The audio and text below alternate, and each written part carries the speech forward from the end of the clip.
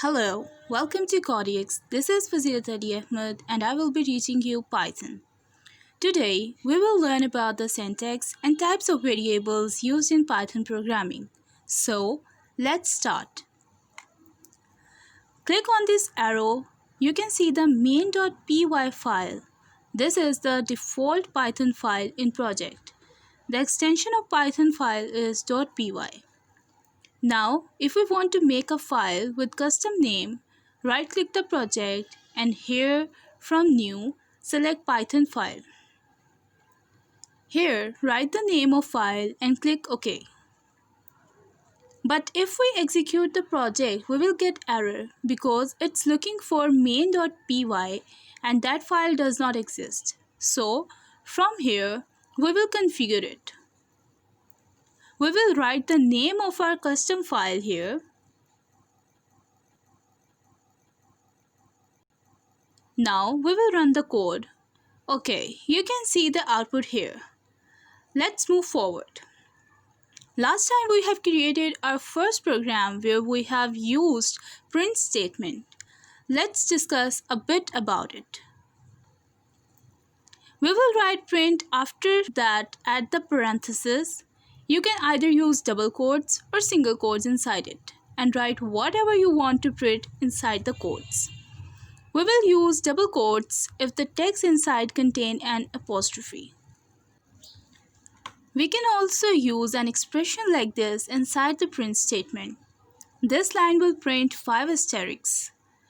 First, the expression inside the parenthesis will get solved and then it will get print. Let's run the code. You can also run it from Run menu or can use shortcut Alt plus Shift plus F10. This is different for Mac. Let's talk about the variables. Python is completely object-oriented and not statically typed. You do not need to declare variables before using them or declare their type. Every variable in Python is an object. Let's say we have variable price with value 20. Now we will print it on console, but this time we will not use quotes as we are going to print the value of a variable. Now, if we change the value of it and see the results, the changed value here shows that the code we have written is executed line by line. This is the whole number, so it's of type integer. Python supports two types of numbers, integer and float. Here we will use another variable rating with value 4.5. So the numbers with point are float numbers. We can also use a variable for strings. We can define the string within single or double quotes. We can also use Boolean type of variable is available. We will use underscore to separate multiple words in a variable. True and false are the Boolean values. Python is a case-sensitive language. That means it is sensitive to lower and uppercase letters. We will always define variable name in lowercase letters.